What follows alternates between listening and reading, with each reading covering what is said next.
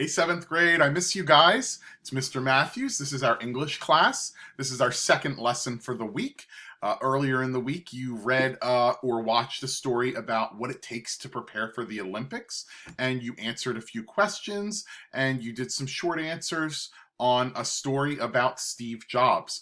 So, our lesson today, we're going to continue down reading some informational text, nonfiction.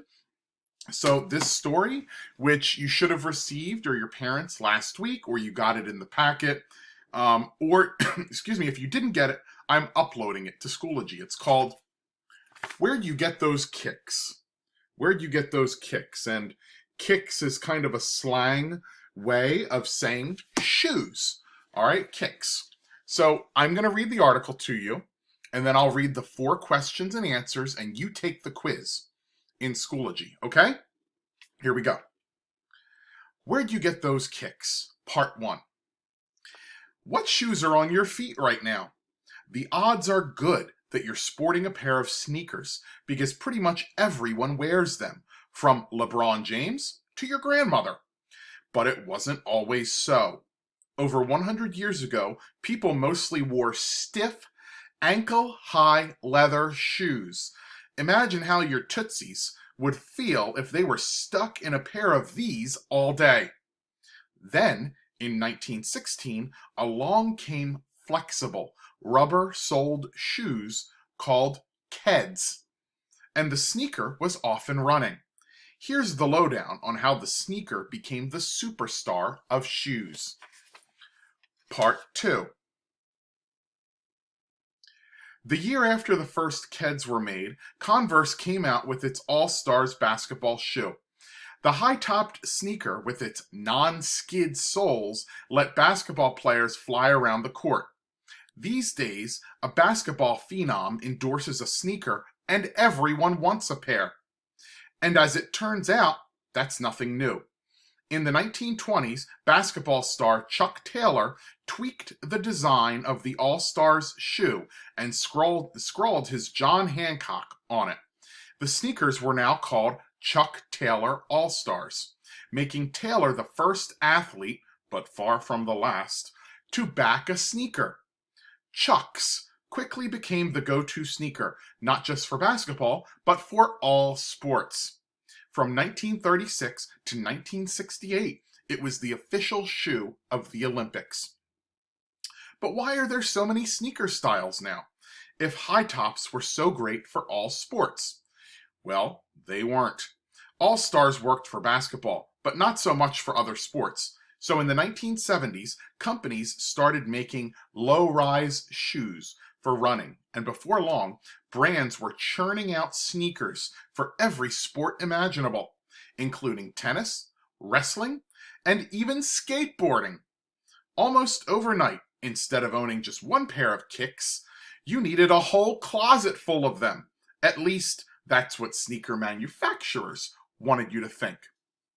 Part 3. Sales of sneakers skyrocketed in 1984 when Chicago Bulls rookie Michael Jordan laced up a Nike shoe called Air Jordans. Jordan turned out to be kind of a big deal, and Air Jordans became the most famous sneaker to date. The red and black sneakers went against the NBA's rules, but that didn't stop Jordan from wearing them on the court and being fined $5,000 each time. Fans loved Jordan's defiant attitude, and they loved the look of his sneakers. Long lines formed at stores that carried the brand. Each and every buyer was convinced that once the sneakers were on, he or she would be able to jump as high as Jordan. Not likely. But with the runaway success of Air Jordans, other sneaker companies competed to introduce best-selling models, changing the way sneakers looked. After that, you could buy sneakers in wild color combos, and some models did away with laces altogether. Today, sneakers continue to evolve.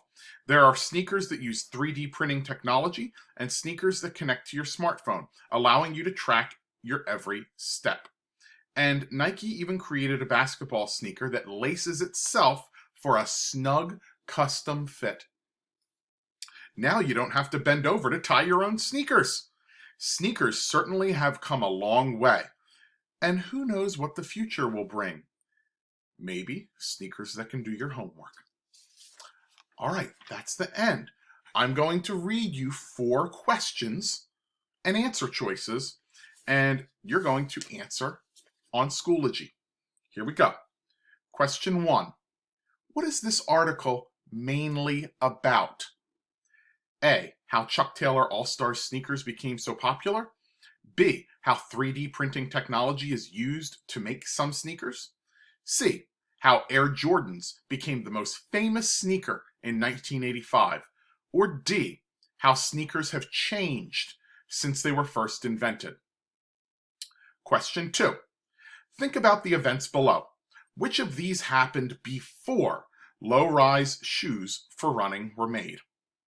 A. Some sneakers were made in wild color combos and others had no laces. B. Michael Jordan started wearing a new Nike shoe called Air Jordans. C. Nike created a basketball sneaker that laces itself for a snug custom fit. Or D. Chuck Taylor tweaked the design of the All-Stars shoe and signed it. Question 3. Read this passage from the article. Sales of sneakers skyrocketed in 1984 when Chicago Bulls rookie Michael Jordan laced up a Nike shoe called Air Jordans. Jordan turned out to be kind of a big deal, and Air Jordans became the most famous sneaker to date. In this passage, the word skyrocketed means A. Steadily declined, B. Went up and then down, C. Stayed the same, or D. Increased quickly. Question 4. Read this passage from the article. In the 1920s, basketball star Chuck Taylor tweaked the design of the All-Stars shoe and scrawled his John Hancock on it. The sneakers were now called Chuck Taylor All-Stars, making Taylor the first athlete, but far from the last, to back a sneaker. Chucks quickly became the go-to sneaker, not just for basketball, but for all sports. The author's purpose for writing this passage was to A. Convince the reader that All-Stars are still the most popular sneakers today. B. Show that All-Stars sneakers are still popular among sneaker fans today. C. Persuade people to buy sneakers that have been signed by famous athletes. D. Explain how famous athletes first began endorsing sneakers. All right, that's the end of our story called, what was it called again? Where'd you get those kicks? Go ahead on to Schoology and take the quick quiz. All right, see you all later.